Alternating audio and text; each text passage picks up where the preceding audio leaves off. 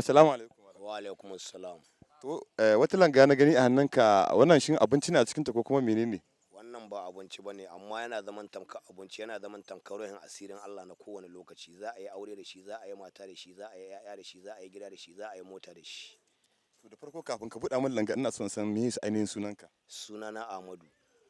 To Malam Ahmadu shin me a cikin langan nan ne? Langan nan abun da a cikinta abinci ne lafiyayye wanda yake ba kowa ke iya cin sa ba sai da da sai wani da wani. To ni ma zan iya ci kenan yanzu? To bismillah in zaka iya ci. To bismillah mu buɗe magani.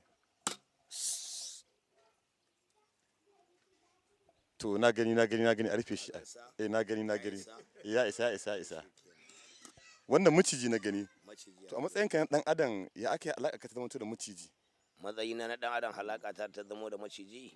Allah ya yi da cewa a wurin cin abinci na kenan, kuma a wurin hanyoyi na kenan, kuma a wurin neman abinci na kenan, in sa sutura mai kyau a wurin, in sa wando mai kyau a wurin, in sa takalma masu kyau a wurin, in sa komai mai kyau a wurin, in yi aure, in haihu, in yawa ƴaƴana suna, in hau mota, in hau mashin kallon wanda nake so. To tun tsakanin ka na ga maciji kamar dabba ce, shin baka samu wata matsala da shi ko kuma wani abu haka ko na cizo ko na sara? Nakan samu matsala da shi na cizo ko na sara, amma ko ya sare ni ba wani abu, saboda na riga dafin na sha maganinsa. Ko ya saran sai dai ya tsaya kawai iya waje, ba zai shiga cikin jikina bale har ya zama min wata matsala. Idan kana nufin wanda bai sha maganin ba in ya sare shi za a iya samun matsala? Kai ma kakan iya jarabawa ka gani ko zai ka iya samun matsala ko kuma za ka iya hayewa yanda zan haye, Allahu alamu. To wannan sana'a da ka yakenta shin gada kai ko kuma koya kai ko kuma ya ka samu kanka a cikinta? Wallahi ba na gada bane, amma saboda zama yau da gobe da mai gida na har ya sani sai na samu kaina a cikinta, kuma har na samu ruhin asirin Allah a wurinta. To kowace sana'a kan samu matsaloli da kalubale da abubuwa, to shin kai kana irin fuskantar irin wannan matsalolin kuwa? Gaskiya ne ba na kusanta su. To akwai riba akwai faduwa, shin kai mai riba ka da wannan sana'a? Gaskiya ne a kowane lokaci riba ta, in ka gana hwaɗi sai dai in na je ban samu ba, sai in na waye gari na hita ko ban hita ba, amma ni ba hwaɗo a ciki. To idan mutum yana sha'awar koyi wannan sana'a taku, to shin yaya zai, akwai hanyoyin da ake bi ne ko kuma akwai wani cika da ake zo ake yin sa kafin a zama, ko kuma ya ake samun mutum kansa a cikin wani sana'a? Ita ka san dama duk sana'a ta duniya da kake gani, idan ka tsaya ka yi biyayya ba sana'a da ba za ka iya ba a duniya. Biyayya ita ke kawo iya sana'a, biyayya ita ke kawo rashin iya sana'a.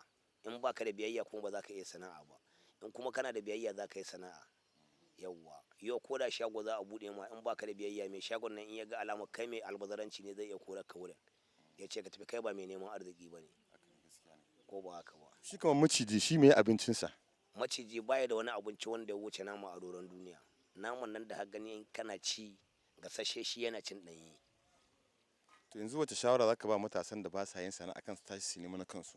Shawarar da zan ba matasa waɗanda ba sa yin sana'a su tashi su nemi na kansu, ko da yaya ne, ko da kwadago ne, zuwa gona, zuwa wani aiki, zuwa wani kankare, idan har ka san baka da sana'a hannu wadda za ka je ka samu naira 5 ko naira 20 ko 10, to dan Allah dan annabi ka yi kokari ka tashi ka sai inda za ka yi ka samu, saboda ka ruha ma kanka asiri kuma Allah ya ruha ma asiri.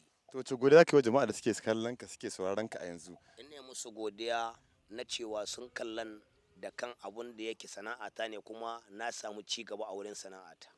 Malam Abdullahi mun gode.